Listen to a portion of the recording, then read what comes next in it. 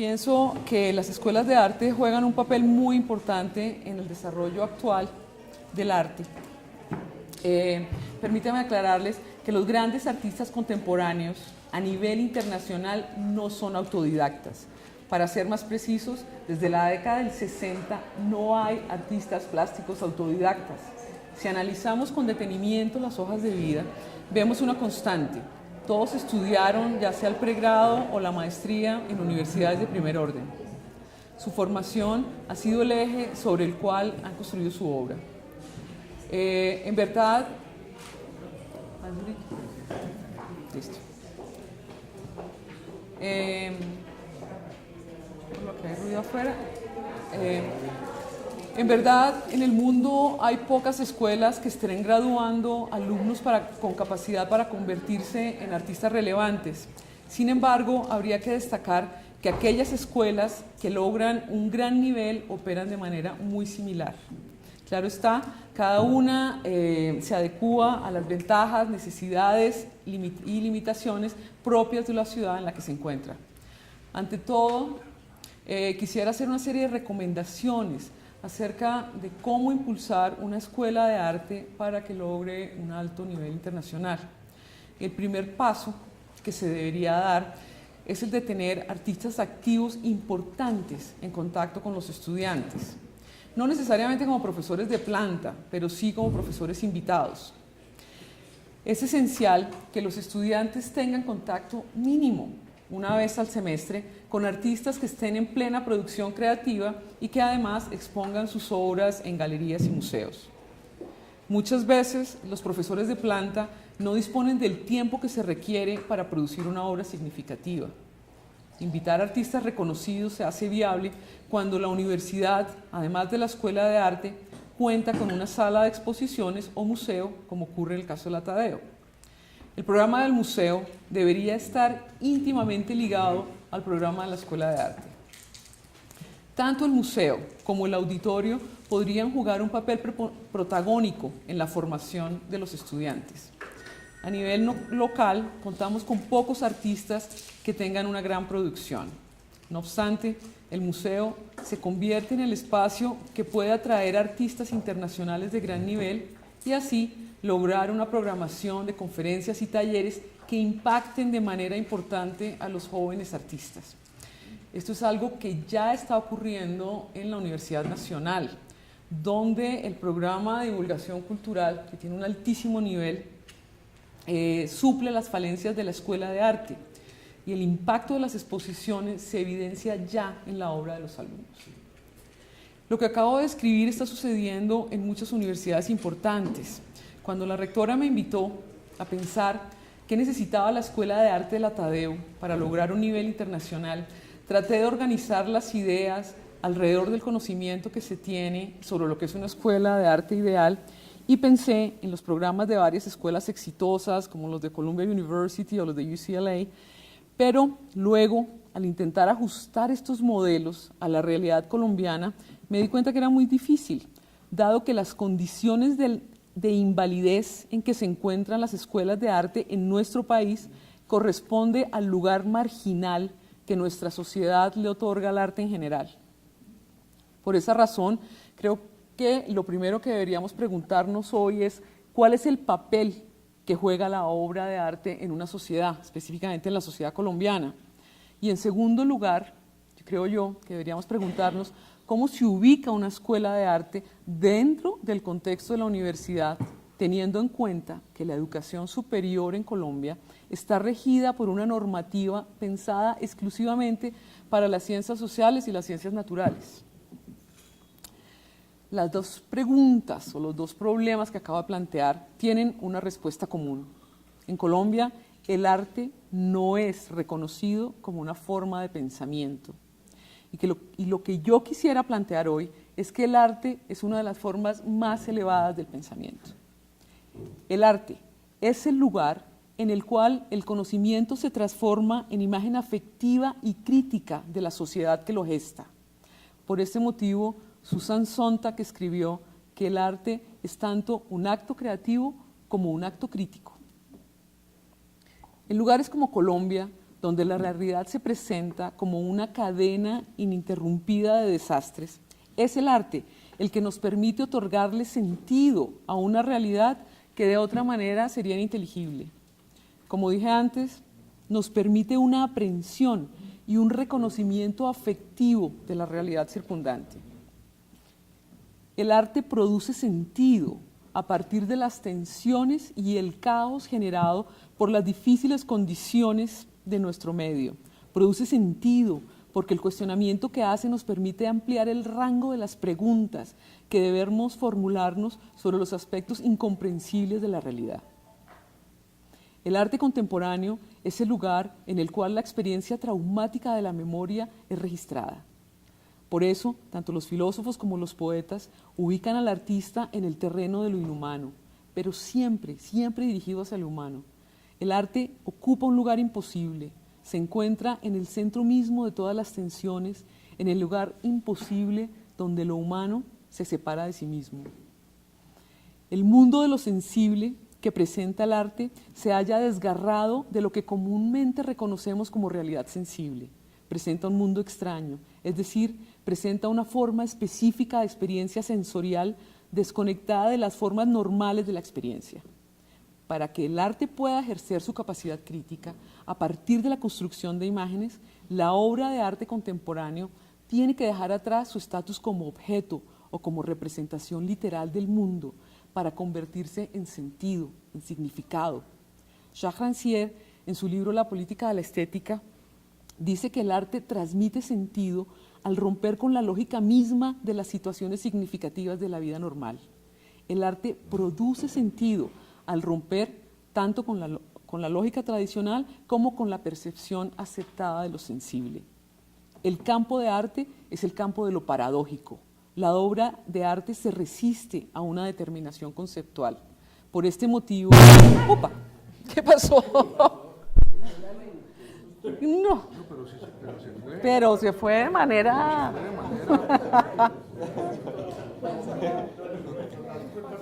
¿Qué cosa? No, nada. Grité por escandalosa. Bueno, retomo, yo creo que alcanzo... ¿Sí? Bueno, el campo del arte, como venía diciendo, es el campo de lo paradójico. La obra de arte se resiste a una determinación conceptual. Por este motivo, es muy difícil definir de qué manera opera su pensamiento crítico. Podemos acercarnos a este pensamiento de manera tangencial a través de escritos de filósofos como por ejemplo Jacques-Luc Nancy, quien define el arte como el lugar en el cual coincide un evento específico con la eternidad. La obra no es la representación de un fragmento del mundo, es en sí misma la concentración del mundo. Por eso, al hablar de arte, no se puede hablar tan solo de la forma o de aspectos materiales. Las obras de arte son ante todo una concentración de fuerza y de sentido. La obra de arte no debe ser percibida ni utilizada como un objeto, porque no pertenece al ámbito de los objetos. La obra de arte nos permite acceder a un sentido, pero este sentido lo percibe de manera diferente cada espectador que observe dicha obra. El arte obedece una lógica propia y abierta. Por ello, el sentido de la representación artística siempre será fragmentado. El arte jamás pretende dar una idea completa de la realidad colombiana. La realidad total solo se encuentra en el sueño fascista. Nuestra compleja realidad siempre ha sido descrita en términos negativos como un lugar incivilizado, subdesarrollado, irracional y brutal. Y es este carácter el que ha dado forma a la historia negativa que el arte busca articular. El sentido que nos da la obra de arte contemporáneo es un sentido que podríamos denominar como un sentido suspendido, porque no intenta revelar una verdad completa o total. Tal vez por ello, Borges definió la imagen artística como la inmanencia de una revelación que nunca se da. El arte es la inmanencia infinitamente suspendida, es lo que no llega a darse, a revelarse totalmente. Para una sociedad como la colombiana, inmersa en esta absurda espiral de violencia endémica, El arte nos da la opción de alejarnos un poco de la inmediatez que la violencia impone. La obra de arte no representa lo que está ahí frente a nuestros ojos en su abyecta totalidad. Por el contrario, presenta lo que está ausente de esa presencia simple. Permite que la memoria olvidada, la memoria reprimida, surja de nuevo como una imagen, otorgando así una oportunidad a todo lo que en el pasado fue aplastado, desdeñado y abandonado. La función que cumple el arte contemporáneo en la sociedad se resume en la cita que leeré a continuación. Es un escrito de Hans Saal, un crítico literario sobreviviente de Auschwitz, quien, refiriéndose al dictum de Teodoro Adorno, sobre la invalidez de la poesía después de Auschwitz, escribe, comillas, un hombre a quien muchos consideran sabio declaró que después de Auschwitz la poesía ya no era posible. Parecería que este sabio no tenía en alta estima la poesía, como si ella solo fuera una forma de consuelo para libreros sentimentales o un lente de color a través del cual se ve el mundo. De hecho, creemos que solo ahora el poema es posible. Creemos que solo ahora el poema es posible de nuevo, porque solo el poema puede decir lo que de cualquier otra manera sería imposible de escribir. Tan solo el arte puede hacerlo, cierro comillas. Cuando se habla de la realidad colombiana, con frecuencia nos topamos con la palabra inefable. Se habla de lo inexpresable, lo inenarrable, lo indecible. Pienso que los actos de barbarie que se dan en nuestro país de manera sistemática y cotidiana pueden y deben ser inscritos en una obra de arte. El arte promulga, anuncia o revela un sufrimiento que es apabullante o aplastante para la sociedad. Si bien el sufrimiento es inherente a la condición humana, también lo es el dar forma a dicho sufrimiento. El arte lo lleva a la esfera pública para que así pueda ser aprendido y reconocido por la sociedad. Aun cuando el arte está hecho por individuos, es importante señalar que no es subjetivo. Más aún, formula una demanda a la sociedad. Pide que los hechos que son señalados o marcados en las obras sean reconocidos por el público que recibe la obra de arte. Al hablar del papel que juega el arte en esta sociedad, me he alejado de lo que en la práctica ocurre en las escuelas de arte de nuestro país, donde se ha construido una cierta idolatría alrededor de lo inefable. En la mayoría de los casos vemos que la enseñanza de arte rota alrededor de los aspectos materiales del arte o rota alrededor de lo que podríamos llamar una cierta invalidez, anemia o raquitismo presente en las obras de performance o acciones, comprendidas en su manera más simple. En cualquiera de los dos casos se niega que el arte pueda cumplir un papel en la sociedad. La obra de arte es reducida a ser el lugar en el que ocurre la epifanía de la materia, abandonando así el papel que debería tener de ser el espacio donde opera la epifanía espiritual por excelencia. De nuevo, Teodoro Adorno, en la estética negativa, dice que el ver la obra solo en su aspecto material hace que la imagen y el sentido que ella transmite desaparezcan. Deduce en su texto que esta ausencia coincide con la prohibición religiosa a la representación, trayendo así dicha prohibición al mundo secular del arte. Es como si los artistas se convirtieran en iconoclastas.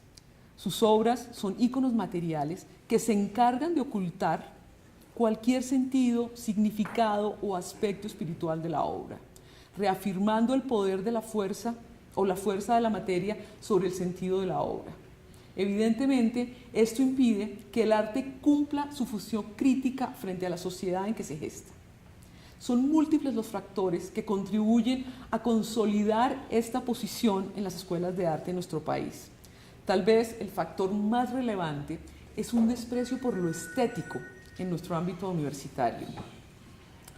Al negar la estética, se niega el arte, porque ninguna obra de arte puede ser producida, percibida o juzgada sin algún concepto estético.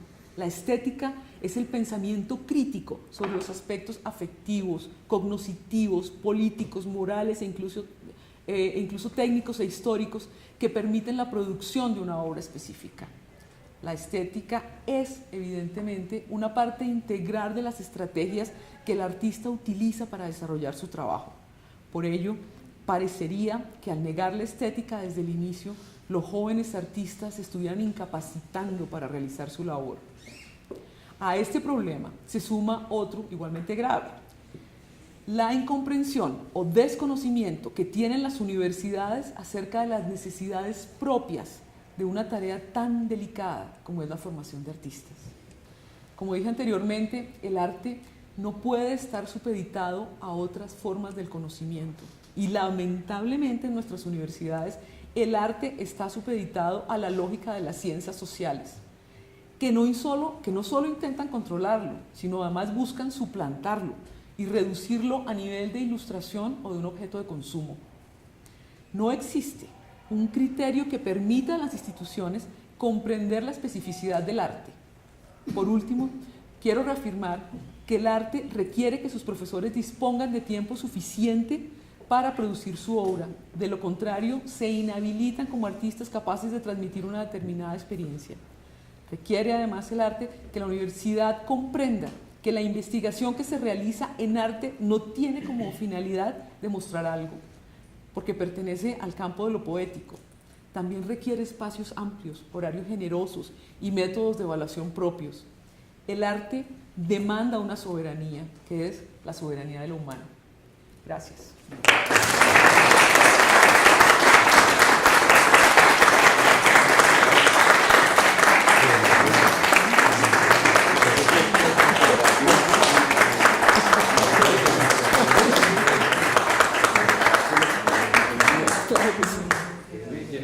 Eso estuvo sensacional. Señor, Vamos. ¿Sí? una frase nomás. No solo es una artista plástica extraordinaria, sino es una escritora insuperable. Gracias. Eso sí no. Bueno, se abre preguntas, sí. Jaime. Maestra, muchas gracias. Muy buena su exposición. Comparto los términos en los cuales ella se ha manifestado, incluyendo lo de la importancia de la investigación en el arte. Pero me quiero referir a un tema muy curioso para dejarlo como inquietud en este momento de este seminario. En la mayoría de las universidades, ustedes lo pueden chequear, artes y humanidades o dan unos resultados positivos, relativos, o tienen que ser subsidiados. Curiosamente, en la Universidad Jorge Tadeo Lozano, en este momento, y cambiando una composición que venía de antes, de 4 áreas, nosotros tenemos resultados negativos en 3. Y la única área que nos da resultados positivos y excelentes y extraordinarios, gracias al compromiso de la gente, al compromiso de las personas de humanidad, Otra vez. es el área de artes y humanidades. Entonces quería hacer esta observación porque vale la pena que los consejeros y la señora rectora lo tengan en cuenta. Hay que cuidar esta área, hay que cuidar nuestros auditorios, hay que cuidar las aulas virtuales, hay que cuidar la galería, hay que seguir dando participación a nuestros artistas, traer artistas nacionales y extranjeros. Por cierto, la universidad en los últimos años nos ha traído y ha hecho exposiciones muy importantes, como la que se hizo con el maestro Otero. Y otro punto, las universidades están proyectando su crecimiento. Cuando se proyecta el crecimiento de la universidad, hay que hacerlo con un concepto pues moderno. Antes proyectábamos en referencia solo a la educación presencial, pero resulta que ahora varias universidades norteamericanas, la Universidad de Estocolmo, está proyectando inclusive disminución de alumnos en referencia a que está proyectando alumnos virtuales. El profesor Bronner, ahora a la hora de almuerzo nos lo corroboró, de que inclusive una universidad, no recuerdo el nombre, proyectó en economía 400.000 personas inscritas en un programa. Finalmente no estuvieron sino 12.000, pero de todas maneras se tuvo en cuenta el concepto no presencial al hacer esta proyección. Ahora, la Tadeo, la ciencia y el arte va unida con la historia de más de 50 años de la universidad. Y de verdad es un orgullo que tengamos egresados tan importantes, tan destacados y que hayan mantenido el contacto con la universidad. Eso quería decir, y felicitaciones, maestra, que de verdad lo que usted dijo tiene el sustento filosófico también del concepto. Una obra de arte, él la bautiza, como hizo Duchamp con su Ready Made. Esta tendencia en arte yo creo que fue sobrevalorada, y incluso otro famoso artista, Joseph Beuys, dice que el silencio de Marcel Duchamp fue sobrevalorado. Yo creo que esto ocurre y entonces los artistas se han contentado con hacer cualquier cosa. Yo creo que sí debe haber, yo creo que el arte es una forma de pensamiento y, como dije, creo que es la más elevada. Tiene que pasar por la filosofía, pero creo que la usa como escalera, pero creo que es una forma más elevada. Creo que, que realmente abre espacios nuevos, abre nuevos campos. Yo creo que se debería llevar todas las técnicas, y creo que hay muchos elementos de la vieja academia convencional, como por ejemplo el dibujo, que deberían estarse dando con mucha fuerza en los pregrados. Creo que sí debería haber filosofía, y creo que sí deberían darse todas estas clases de teoría de arte. Sin embargo, con nuevos campos del conocimiento, como por ejemplo los estudios culturales, esos estudios culturales trataron como de suplantar lo que hacía, que trataron de dar sentido, de usurpar el lugar que tenía el arte. Yo creo que tiene que haber un balance de todo en el pregrado, y yo pienso que los pregrados en Colombia tienen un poquito más de sustancia, más carne, digamos, que los pregrados en Estados Unidos o en Europa, que son muy difusos. A mí me parece bien el programa que dejó Víctor Leñelé en la Tadeo, me parece que tiene elementos importantes, muy importantes, porque reconoce lo poético, reconoce los espacios de talleres, reconoce muchas de las necesidades. Yo creo que hay un buen balance, lo que creo es que no hay muchos profesores capaces de implementar eso en este momento. Yo pienso que la base que tienen en este momento está muy bien, ¿no? Entonces, este desprecio por lo estético yo no creo que se da solamente en los muchachos de la Tadeo. Por ejemplo, cuando estábamos comentando antes, cuando ocurrió este incidente terrible de este muchacho Castro que amenazó de muerte a uno de los hijos de Uribe, yo me horroricé, dije, ¿por qué un estudiante de arte amenaza de muerte? ¿Por qué?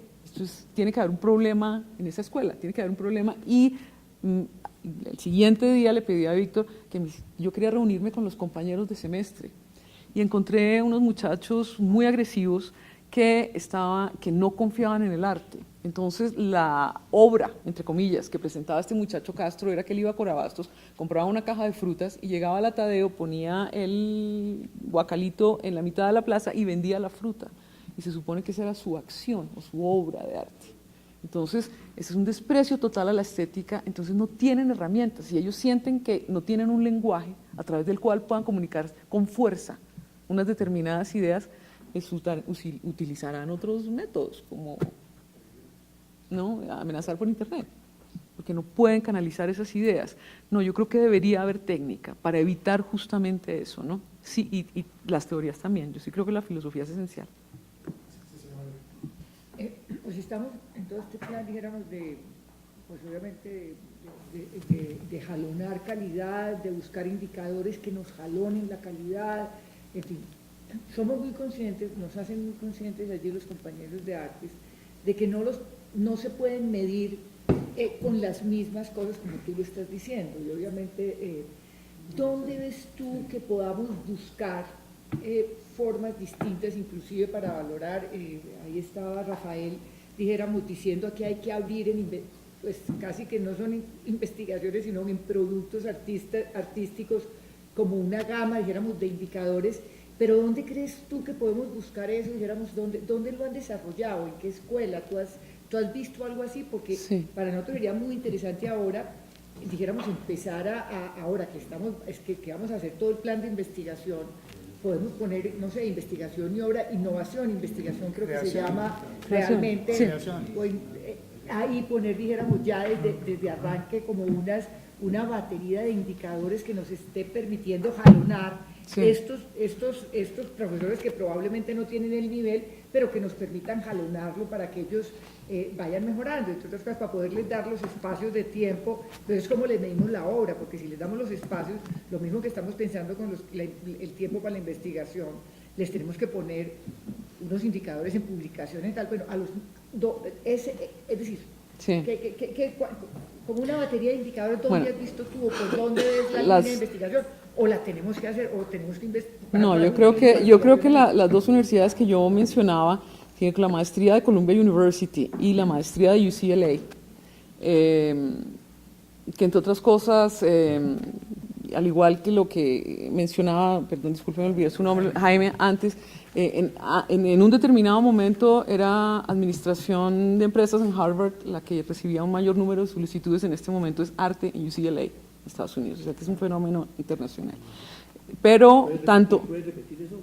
Harvard tenía en Business School, era la que recibía más solicitudes, mayor número de aplicaciones. En este momento la sobrepasa, desde hace como 5 años de hecho, UCLA, en arte, la maestría de arte de UCLA.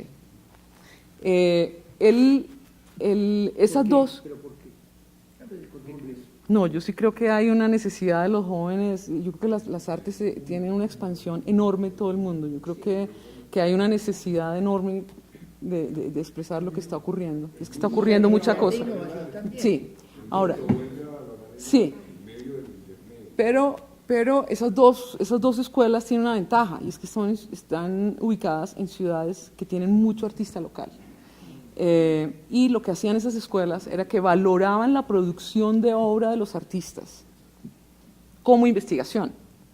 Entonces, además, UCLA aparece, de pronto la ciudad de Los Ángeles aparece con un movimiento de artistas que nunca tuvo, porque Nueva York siempre la venció. Sí, nunca existió la misma producción de arte desde Los Ángeles que desde Nueva York. A partir de esta escuela que dirigía un artista que se llama John Baldassari, y aprobó la producción de obra como investigación, la ciudad empieza a tener los artistas más importantes del país, ¿no? Entonces yo creo que ese es un ejemplo vital, porque nosotros sí investigamos, nosotros sí estudiamos. Ahora, no todos los artistas pueden escribir y no todos los artistas están en capacidad de verbalizar. Hace un momento con Evaristo hablábamos, ¿qué me dio a mí la Tadeo? Yo tuve un gran maestro en la Tadeo, Miguel Ángel Rojas. Miguel Ángel Rojas no podría articular sus ideas, no podría, fue un gran maestro, ¿no? Entonces, no se le puede pedir al artista, digamos, lo mismo que sea publicar, sino que dentro del medio, nosotros tenemos un lenguaje, no solamente el lenguaje escrito debe ser valorado, tiene que ser, hay un lenguaje visual que tiene que ser valorado. Entonces, yo creo que esa es la respuesta. Y le serviría a la ciudad, además.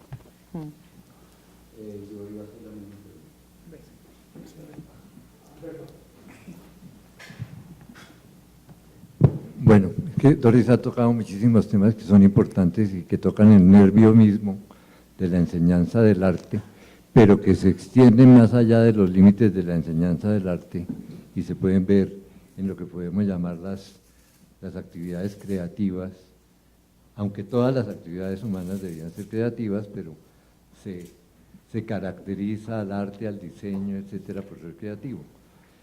Me interesó mucho lo del olvido de la técnica, porque una de las cosas importantes en el programa de Víctor fue recuperar la técnica, la mano, el dibujo, la pintura, el contacto con la materia, que eso me parece que fue una cosa muy, muy importante.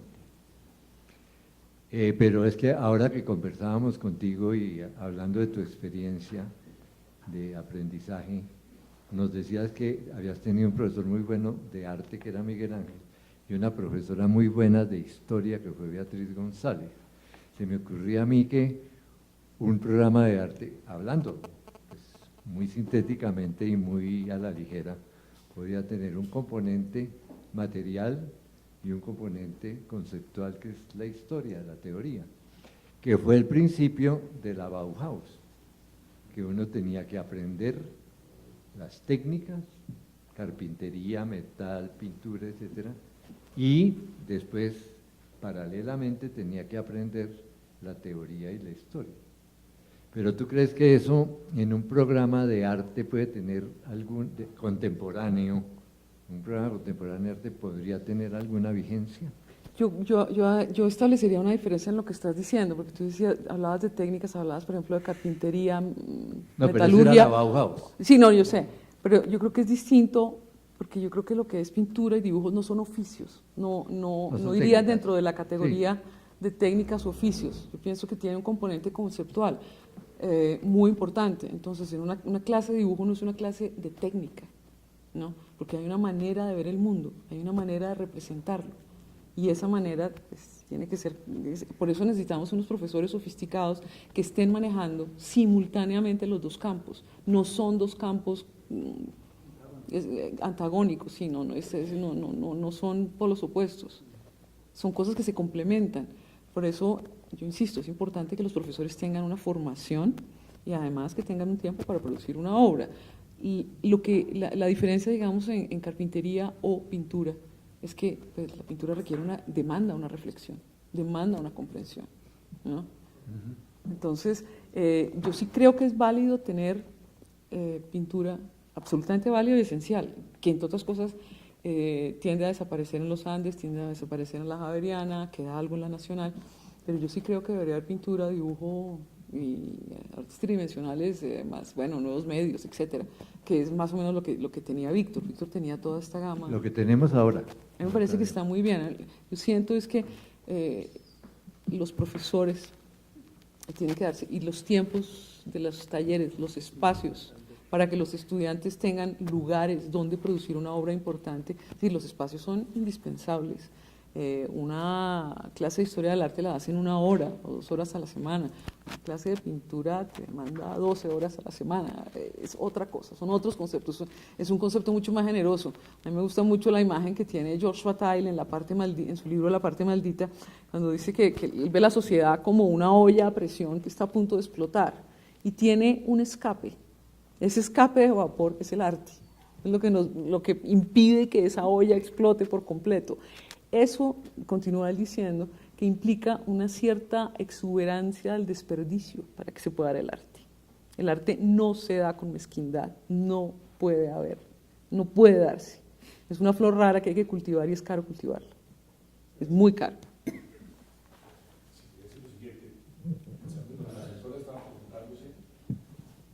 Lo que estaba preguntándose la rectora y nos preguntamos todos, ¿cómo medir finalmente? Estaba pensando por un momento en lo siguiente: imaginemos que tuviéramos un conservatorio, imaginémonos que la tesis de grado de un estudiante de conservatorio es guitarra del siglo XVI española, del Renacimiento. Sí. ¿Cómo se califica? Pues con gente que sepa de guitarra del siglo Exactamente. XVI. Es tan simple como eso. Y así califican los conservatorios y establecen unas gradaciones. Claro. Me perdona lo burdo del ejemplo, pero No, es viendo perfecto. los olímpicos ahorita, hay una diferencia entre 100 metros medibles por cronómetro y los saltos ornamentales de trampolín, que hay ahí unos pares que califican. Fíjense que es aparentemente subjetivo, pero hay 5 personas que están calificando permanentemente. Lo que yo no le puedo decir al muchacho guitarrista es publique y haga, Sí. mejor dicho, para que a usted le Algunos perdonemos la casos vida lo harán, acá, pero sí. es que aparezca en una revista indexada, porque es otra cosa completamente distinta. Sí. Sí. Entonces pienso que uno podría, como el tema es de indicadores también, uno podría empezar a gradar por allí.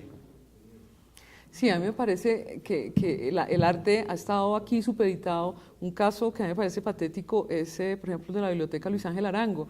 La Biblioteca Luis Ángel Arango tiene un presupuesto extraordinario para cultura y, sin embargo, el director, la persona que dirige la cultura, es escogido por los economistas.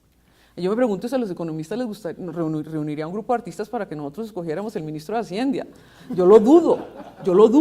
Entonces es violento lo que nos hacen, es violento. Y en este momento estamos viendo que el único espacio, el único aire que teníamos, el único oxígeno que teníamos, que era Luis Ángel Arango, se murió. Es gravísimo, para nosotros es desgarrador. El texto, que además de bellamente poético, es estético, y quiero volver a lo que plantea también Salomón, el desprecio por lo estético. Usted plantea, profesora, maestra, que posiblemente ese desprecio por lo estético es por haber exagerado toda la obra de Duchamp. Y se llegó a cosas horribles después. Viene toda la crítica de Michael Hollenbeck, hasta en el último libro, en el mapa del territorio, y en el primero, en las partículas elementales, cuando se definía que una obra de arte era simplemente poner materia fecal, hablemoslo, ¿sí? Y se exhibía en los museos. Sí, la de Manzoni. Entonces, viene el punto, ¿cómo se puede conciliar una formación estética, pero que no limite la creatividad? Es decir, porque uno dice, bueno, realmente se ha llegado a unos absurdos que son realmente inimaginables. Es decir, se plantea como obra de arte, usted mencionaba lo del estudiante caso, pero hubo cosas todavía muy complicadas. Un estudiante que pretendía que su trabajo de grado era colgarse con unos anillos perforándose las manos y colgarse, y que ese era su trabajo de grado. Y no se imagina las tutelas que hubo, porque los profesores, con un buen criterio, puede que no estético, pero sí con un buen criterio de salud, le prohibieron. Pero si de pronto pero ¿cómo se puede llegar a orientar la estética sin que se mate la creatividad? Es algo que no... No, yo creo que en este momento, digamos en los últimos 2 años, hay una buena cantidad de publicaciones, de escritos en ese sentido, escritos contra los estudios culturales y contra la misma teoría de arte, que en algún momento hubo un libro muy famoso, tal vez los críticos de arte más famosos del siglo XX, que eran 3, Rosalind Krauss, Benjamin Buchlock y Yves Lambois, publicaron un libro que se llamaba Lo Informe, en el que decían que el arte no tenía forma, y por lo tanto, si no hay forma, pues no hay sentido, y que el sentido solamente provenía del análisis que ellos, como teóricos de arte, hacían de esa obra. Sí, invalidaban la obra, lo volvieran un discapacitado total. Yo creo que sí existen criterios, y creo que hay buena literatura. Yo podría pasarles una buena bibliografía sobre esta nueva tendencia de lo estético, y se ve indiscutiblemente los artistas que están produciendo, exponiendo a nivel internacional, gente que tiene una estructura, una base estética. Este tipo de actitudes de autoflagelantes y de hacerse daño empieza con una escuela en Viena y tuvo aquí un resultado desastroso. No sé si ustedes recuerdan que un muchacho el año pasado en la Universidad de La Sabana, haciendo un performance, se puso una bolsa de basura en la cabeza y se asfixió y se murió, ¿no? Entonces yo sí creo que los profesores con buen sentido tienen que limitar eso. Eso no puede ser permitido, porque el arte se opone a la violencia. La violencia es la que presenta este tipo de espectáculos. Si el arte quiere presentar el espectáculo violento en su totalidad, tiene que revivirla, tiene que rehacerla, que es terrible. El arte no puede estar ahí, no puede recrear el episodio violento en ningún momento, ¿no? Eso sí es algo que yo creo que sería bueno, digamos, hacer una serie de seminarios, de proponerle lecturas a los profesores. Yo creo que es muy importante trabajar en los profesores, con lecturas. Pero, maestra, yo tengo la inquietud. Nosotros, como Consejo Directivo, sentimos nuestra responsabilidad no solamente de graduar gente de cualquiera de las facultades, sino buscar que salgan a un mercado laboral, a un mercado donde puedan asegurar un sustento, una calidad de vida aceptable. Entonces la pregunta es doble. En esta nueva tendencia, en esta abundancia de artistas, por ejemplo, entrando a los posgrados, como el ejemplo que nos da en la UCLA, ¿qué tanto las sociedades del mundo están listas para acoger, pero no solamente acoger y admirar y apreciar, sino realmente reconocer económicamente todo este potencial y toda esta creatividad a nivel mundial. Y lo mismo la pregunta más difícil en Colombia y en la tarea. Usted como exalumna, ¿qué siente de nuestra capacidad como facultad de producir artistas que realmente les garanticemos algo de sustento en la vida una vez que se gradúan? Eso sí lo veo imposible. Yo creo que nosotros los que tenemos un título en arte tenemos un título como desempleados. Yo no creo que sirvamos para mayor cosa. Por eso creo que se necesita que haya mucho apoyo. Es decir, si algunos logran ser profesores, necesitan tener apoyo. Yo creo que las artistas sí necesitan que la sociedad los cuide en alguna medida. No tanto como en Holanda, pues que les dan un salario, no me refiero a eso. Yo creo que son muchachos de la digamos, de la gente que yo conocí en la universidad antes, desde que yo entré, que conocí hasta los de octavo semestre, y luego cuando yo estaba en octavo conocí desde primero, solamente uno de ellos expone, ¿no? Luis Luna. Entonces, no, eso sí yo creo que es muy difícil, y ocurre aquí, ocurre en todo el mundo, pero pues artistas que, por ejemplo, Félix González Torres, un artista muy famoso, de origen cubano, pero norteamericano, fue mesero toda su vida hasta que finalmente su obra empezó a despegar. Félix González Torres. Creo que hace unos años en la Luis Ángel Arango se trajo una exposición de él. Es muy difícil, ese tema sí es crítico. Pero ciertamente es un impedimento, porque la gente tiene que pagar el mercado.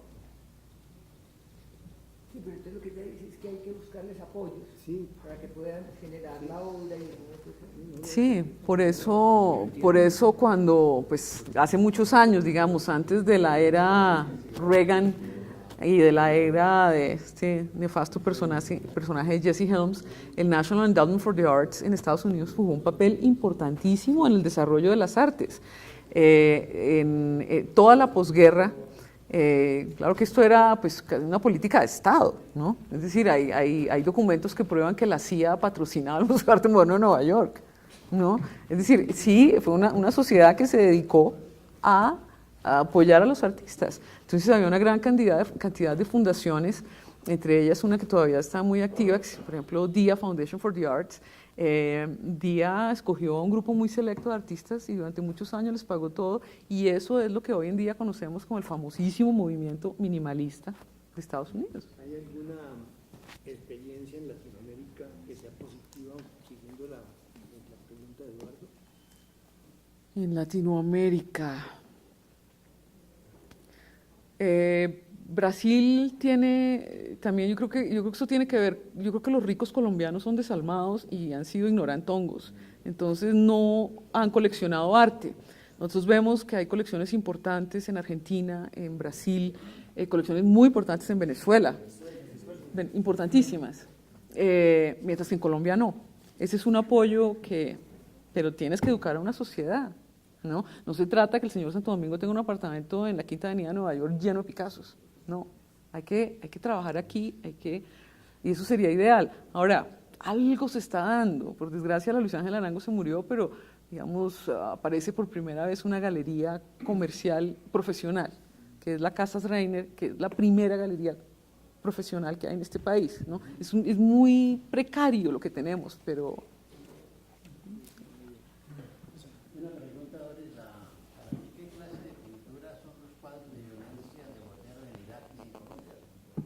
Esa sí prefiero no contestarla. Eso ya es muy personal. Yo tengo una idea completamente diferente del arte. Doris, qué pena esta pregunta, y estoy seguro que la has contestado de muchas formas, pero para una mente limitada como la mía, ¿cómo evalúas una facultad? Yo creo que nosotros nos podemos evaluar.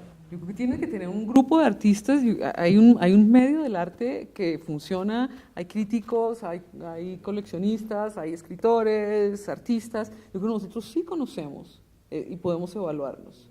Yo creo que hay cantidad de criterios para evaluar. Evidentemente no son los criterios que tienen Colciencias, ¿no? No puede ser, porque eso está pensado para la ciencia. Pero yo pienso que si hay un grupo de artistas importantes, o un grupo de escritores, incluso puedes tener filósofos, sí se podría evaluar. Nosotros sí lo podemos evaluar. No es tan claro, ¿no?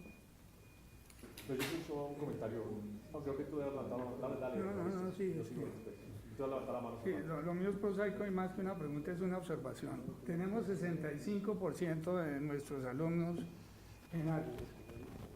La rectora, cuando iniciamos el conversatorio de hoy, dijo que más que encontrar soluciones de fondo es identificar problemas. Y yo sí recomendaría entonces, y primero que todo, hacer un elogio de tu presentación poética y inspiradora y trascendente para todos nosotros. Yo quiero aterrizarlo en algo más prosaico, y es una batalla y un reto político y un reto financiero. La palabra la mencionó Rodríguez en el sentido de la palabra conciencias. Resulta que para la acreditación, los grupos de investigación en conciencia y sus registros son fundamentales y nosotros estamos en desventaja tremenda. Entonces yo lo que quiero es invitar a Rafael Orduz, que es un privilegio también tenerte aquí, en ese diálogo con los artistas como Doris, porque tenemos que desarrollar unos criterios y con el Ministerio de Cultura para que nosotros podamos jugar, porque lo tuyo no es investigación, innovación y creación. Innovación es una palabra que hemos trabajado mucho con personas como Rosario.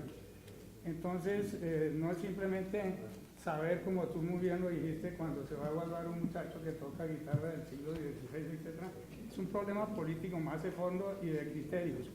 Y esto de cuestión de la acreditación con conciencias tiene que también ver con la financiación. Cuando habla Doris de tener un cierto grado de protección, tenemos que tener una argumentación y unos referentes que nos permitan conseguir fondos en una forma, voy a usar una palabra que no me gusta tanto, pero agresivos, en el sentido de tener una convicción para poder conseguir no solamente acreditación en creación, sino también fondos para que esta gente pueda desarrollar su creación. Hay algo muy importante para terminar que mencionó Doris, que no es solamente que los maestros tengan su historia del arte y sean maestros, sino también que puedan desarrollar su propia obra. Entonces la invitación que yo hago, Rafael, y para todo tu equipo, es entrar en diálogo con ellos, porque tu batalla es compleja, con conciencias para la acreditación y también para conseguir fondos. Gracias, Orlando. Pero es un comentario muy rápido, Doris. Cuando estábamos en el almuerzo, nos preguntaste a todos, no sé qué día los voy a hablar, estoy un poquito nerviosa. Quería realmente decirte que es un privilegio escuchar. Es un privilegio escuchar. No, yo decía que era que me sentía como un mosco en leche. Muy bien. La verdad, un privilegio escucharte. Una sola cuestión. Con todo el respeto, de hecho, doctor, ¿sería posible que compartieras el escrito con el... Claro que sí, claro que sí. ¿Me la puedes mandar a...? Claro, la rectoría, claro que sí. Yo había pedido. Sí, No, algo que me quedó sonando y es que, de lo que leíste, y es que finalmente, ¿quién determina qué es una obra de arte? Y ahora que estamos hablando de mediciones, ¿sí? Digamos, si la medición tiene que ver con esto, ¿sí? Digamos, porque tú mismo dijiste que en este, digamos, rechazo de la estética, entonces muchas veces los estudiantes mismos son los que dicen que esto es una obra de arte y no lo es. ¿Qué es lo que convierte una obra de arte en una obra de arte y quién establece que así sea? No, eso no es así, no funciona así, no es que hay una autoridad que decide esto es, no, yo creo que hay obras de arte en las que tú misma, como observadora, puede ver si esa obra significa algo importante para ti o no, si te enseña algún aspecto importante de la vida o no. Evidentemente, claro que es un lenguaje, y es un lenguaje especializado, como hablar de física nuclear, entonces sí es bueno saber, entre más conoces, pues más criterio tienes para juzgar, pero no es arbitrario. Por eso una cosa que anoté en la charla es que no es subjetivo, el arte no es subjetivo, ¿no? Por eso cumple un papel, tiene una función en la sociedad. Porque si creemos que es una cosa subjetiva, que a mí me gusta el rojo, yo pinto de rojo, no, eso no lleva a ninguna parte, ¿no? Yo creo que hay cosas que decir. Y si tú analizas cualquier obra que es considerada una obra importante, vamos a ver que tiene elementos clarísimos, lo que era importante en ese momento histórico, ¿no? Y obligaba a cuestionamientos. Yo solo quisiera, con la actitud de la maestra, hacer una cuña de hecho es absolutamente fundamental. En eso estoy de acuerdo. De hecho yo soy profesor de teoría estética en la universidad. No se trata de lo que a mí me gusta o algo, sino que la cultura va desarrollando también unos mecanismos. A lo que quiero llegar es que eso lo ha pensado la universidad. De hecho, ese fue uno de los parámetros o uno de los elementos sobre los cuales se sustentó la maestría en estética e historia del arte que tiene la universidad, justamente porque se dio la carencia de esas personas que puedan tener el bagaje suficiente y la preparación suficiente para servir en un momento dado como, no sé si evaluadores, pero por lo menos como personas que orienten la reflexión sobre el fenómeno artístico en Colombia. Y pues yo creo que el éxito que ha tenido en términos de matrícula esa maestría pues muestra que evidentemente estábamos llenando un vacío que hay. ¿Cierto? Es que el arte es como tan llamativo, pero tan variable.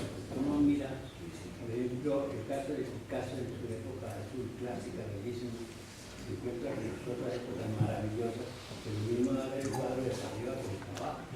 Estas variaciones son brutales.